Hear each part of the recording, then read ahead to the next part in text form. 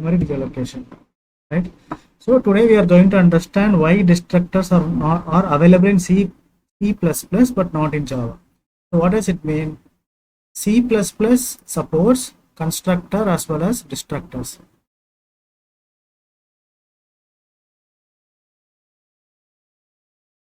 So if you take C++, C++ is supporting both constructors as well as destructors.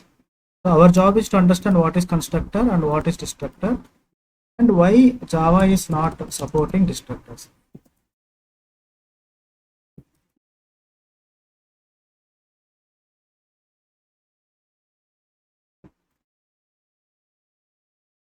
Destructors. So C++ supports both. So when you say Java, Java is going to support only what? Constructors.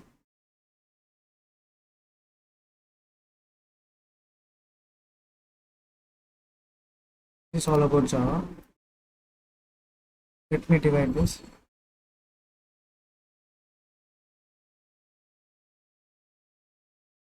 Right. So to understand this, let me write a small Java program. Then I will also explain you about the real-time analogy, so that this concept is going to be crystal clear, right? So let me create a small Java program, and again, don't worry about this Java program because I will be explaining you what is class, what is method in the future topics.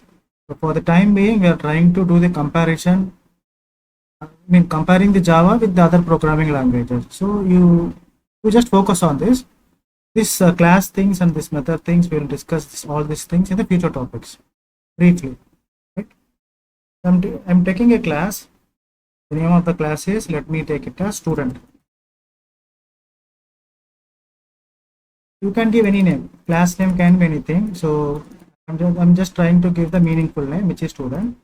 I'm also going to take a main method.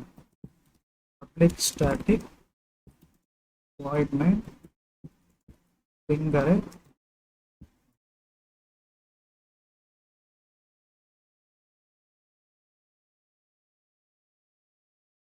So every student is going to have at least two properties. So what is it? One is name.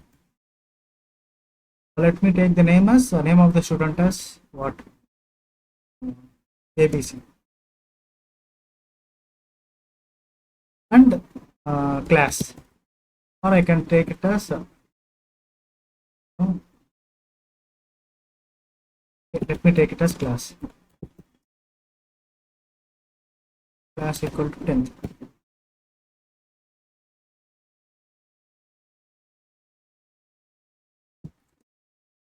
Since name, for the name I'm using the string data type. In Java, whenever you want to store a particular sequence of characters, let us say that if it is name, you have to store that in the string data type. If it is a number, any integer number, you can store it in integer type. And again, these things we will see this in future. Okay. So this is just a simple piece of Java code. In the Java code, just think that there is a class and the name of the class is student class. The students has two properties. One is the name. Student, usually student has name. Basically they have name, right? So I'm declaring the name and I am also mentioning the class, right? So I have also declared a main method, right? So this is the simple program.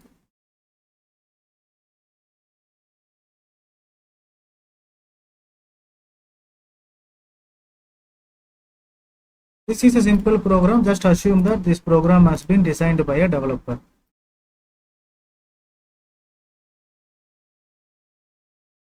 Right? So whenever the programmer, any person is writing a Java program, he has to make sure that the memory is getting allocated for the properties. What do you mean by that? You see here, I am creating a database for the particular student. I have a student, I want to save this data. One is ABC and the second one is the class name, the class that the student belongs to. I need to save these two data. In the by using the Java programming language, I have created the I have mentioned the name of the class as student, and the student Usually they have many properties, but for the example, for this particular example, I am taking only two properties. One is name and the second one is class. I want to save this data in the database, right? So in order to do that, I need to construct an object. So constructing an object is nothing but creating a memory allocation. So in Java, whenever you want to save a particular data belongs to a particular class, you need to create an object. Again, these things we will be discussing in the future, but to understand this concept, I am just giving you a small snippet. That's it, right? Just imagine that I have a student class and I need to save this two properties in the database. In order to do that, I cannot simply run this program. In order to achieve that, I need to create an object, right? So the syntax for creating an object. So creating an object is nothing but allocating the memory. Just think that creating an object in Java is nothing but memory allocation, right? In English dictionary, the object meaning, if you see the meaning for the object in English dictionary is going to be different. It is going to represent a whole set of things. But in Java, what does it mean really is object creation is nothing but creating memory, providing memory, right? So in order to provide memory for these two properties, right, I have a syntax. The syntax says use the class name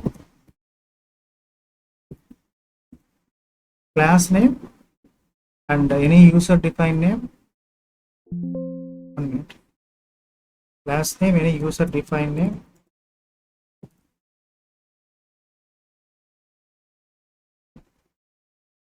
use the new keyword, use the class name, and open the parenthesis and close the parenthesis.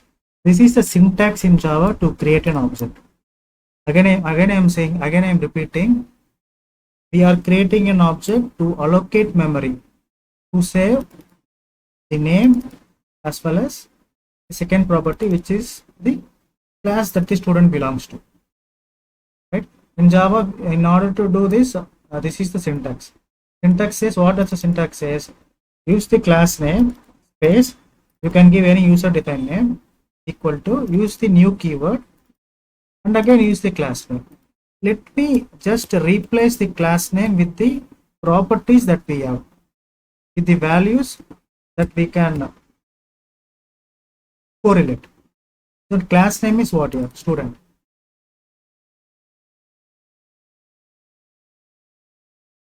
Right? User defined name can be anything. So in this case, I am going to use the user defined as object. You can use any name. Okay, new. Again, class name. Class name is what? Student. So again, we have opening parenthesis and closing parenthesis. Right? So this is how an object can be created in Java. This is how an object can be created in Java. What do you mean by object creation in Java? Object creation is nothing but whenever you are giving this instruction according to this syntax, it means that a memory will be allocated for the first property and the second property, for the list of properties that we have declared in the particular class. I want to save these properties in database. In order to do so, I need to create an object. So this is how the object can be created. Don't worry, it is going to be easy. So this is just the basic code snippet to create an object for a particular class, right? So this is the small Java code snippet. So let us understand this by imagining, with little imagination. I have already said that whenever we are writing a Java code, the code has to get saved with .java extension.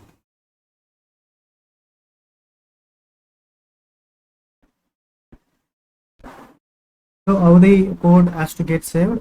We have to use .java extension, right? So .java means the name of the Java file should be same as the class name. So the class name is what? Student. So we have to save this in student.java, right?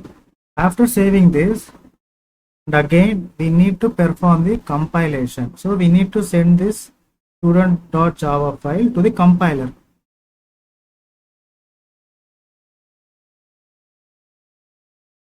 What compiler will do? Compiler will check if the code is error free. If the code has no errors, compiler will generate a file called .class file. So the student.java will be converted to student.class file. Right? After this, the student.class file, this .class file will be sent to JVM. JVM is nothing but Java Virtual Machine. As a beginner, this is how we have to think every time. As a beginner, this is how we have to think. Whenever you are writing a piece of Java code, please think and please proceed in this way. Just think like, just make sure that you are recollecting all these concepts. First is saving the file and compiler does the checking, basic error checking. After that, the .class file will be given to JVM. Now JVM is going to create a thread, main thread. A thread. So this is called as main thread.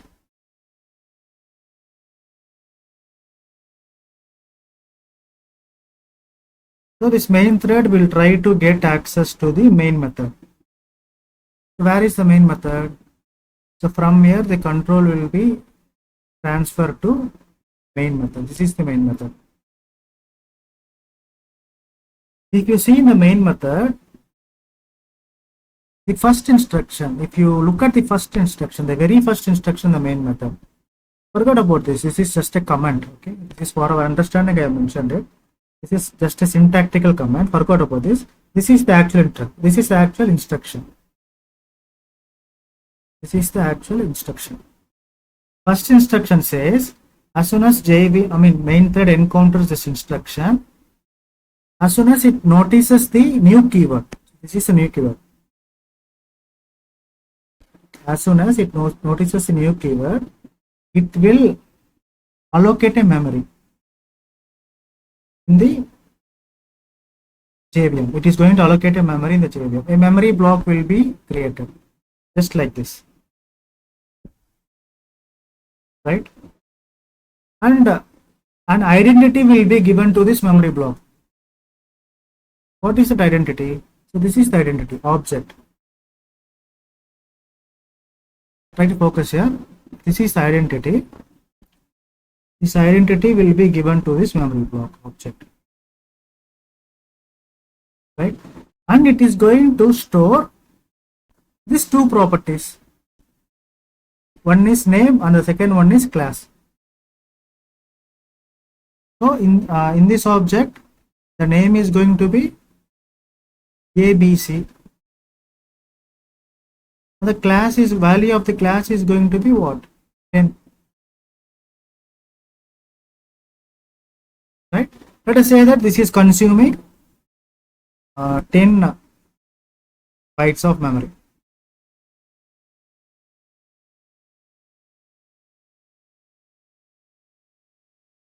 Right?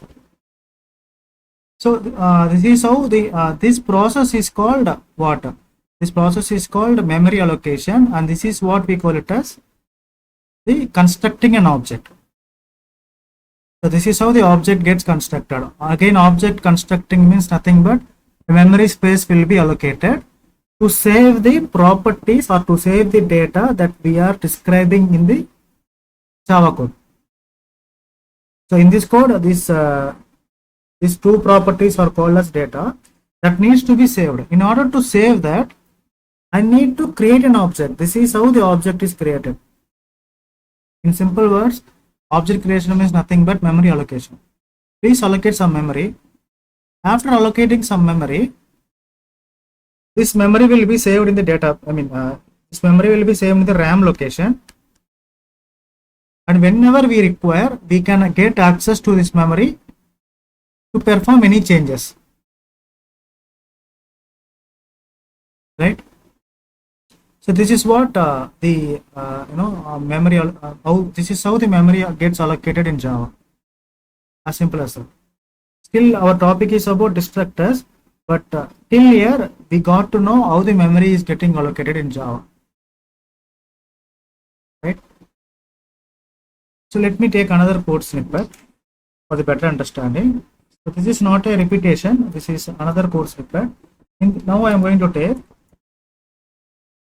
student equal to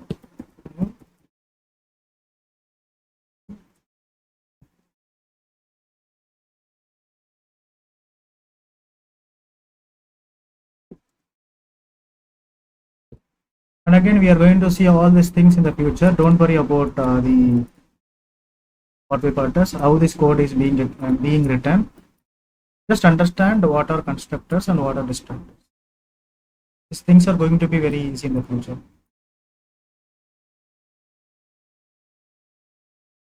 So I am taking this code snippet. Let me make some changes here.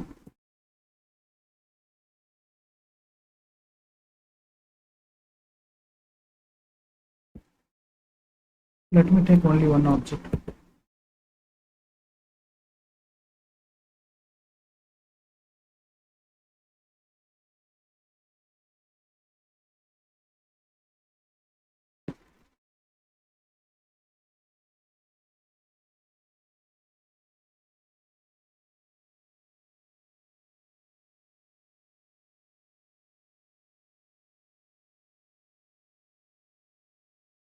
So this is another Java code. In same Java code, I have done some small changes. Okay. So let's trace this program. So what exactly happens? We are going to trace it. Okay. Before proceeding with that, and again we have to repeat the same thing, which is how the file needs to be saved in the notepad. We have to save it by using .java extension. So .java extension is okay. Then name of the file should be same as the class name, which is student here. Student.java, and again it has to go through what? Compilation.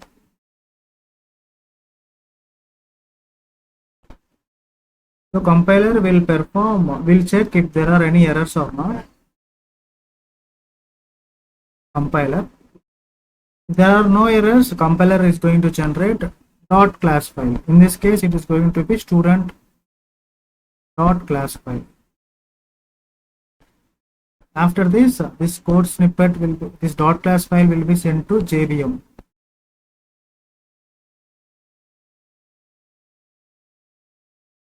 Okay, so JVM is going to create a main thread.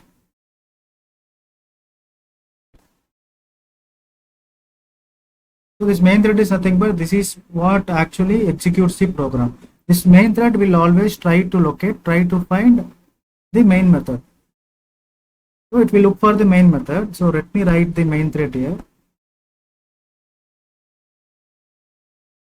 It will try to find the main method. This main method is here. And it will execute all the instructions that is given in the main method. Right? So as soon as the main thread encounters the first instruction, I have already said whenever it is finding the new keyword, this is a new keyword. Blindly it will create an object. It will create a memory block in the memory. Right? So, and it will see what are the data, what are the properties that has to be saved in this memory block. What are the properties? What are they? These are the properties that we have defined. One is what? First one is name, second one is class. Right? It is just it will before actually proceeding with this, it will provide an identity. Here the identity is going to be what? Object 1. This object 1 is an identity, or we can also call it as a reference variable.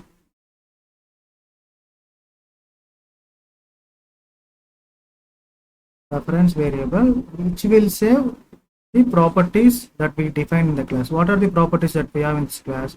We have the name property. The name is given as ABC, and we have the class property in the form of integer. So this execution has been completed. Right now, the control JVM will execute the second instruction. So this instruction says, please print object1.name. What does it say? Please print object1.name. So this is object1, right? So in between we are using a dot operator. This is a dot. So if you see object1.name, isn't it? Object1.name. So use use the reference variable object and try to get access to the name and print the information that is available in the name. That is what it says. So output will be ABC, first line. Right? After printing, after executing this, the control comes here. Here what it says? Object1.class. So this is the object1 dot get access to class. So this is the class. And print the value that is inside the class. What is the value inside the class? 10. Right? Then the control comes here. So there are no instructions to get executed, isn't it? So all the instructions that is available in the JVM has got executed completely. So this instruction got completed, this instruction was completed, this is for completed. Right? If you observe one thing, this is the object creation. This is the memory that got allocated for this particular class. Right? As soon as this memory is utilized, as soon as the memory is, this memory has been utilized completely, and the main thread has come to the end of the main method. So this is where now the main thread is exactly, it executed all the instructions that is available in the main method, and it has just at the end of the main method. Right? There are no instructions to be executed. As soon as all the instructions in the main method got executed completely, this memory, this main thread will be destroyed. This main thread will be destroyed by the JVM. At the same time, this memory allocation will also be destroyed by the JVM, by the main thread. Because there is no use of keeping this memory in the RAM. Because there is no use, because if you keep this memory in the RAM and again if you try to execute this program for the second time, same again it is going to consume some bytes of memory. Let us say that 10, for the first time it is consuming 10 bytes. If this memory is not getting destroyed, to try to execute this program once again, for the second time also it will be 10 bytes. For the third time also it is going to be 10 bytes. Right? The memory will be getting piled up whenever we try to execute this program. So we will run out of the memory. That should not be the case. Whenever the Java application or Java code has got executed completely successfully, the Java needs to make sure that the memory that is allocated should be deallocated after executing. Right? If you notice here, if you notice one thing here, the memory allocation is developer's responsibility. It's my job, it's your job. Your job to ensure that the memory is getting allocated. But memory deallocation, memory destruction will be taken care by the Java itself. You do not have to worry. Hope you are able to understand. Just type S in the chat box if you have understood the execution flow. Forget about memory. If you have understood this execution flow, just type S in the chat box. We will continue further.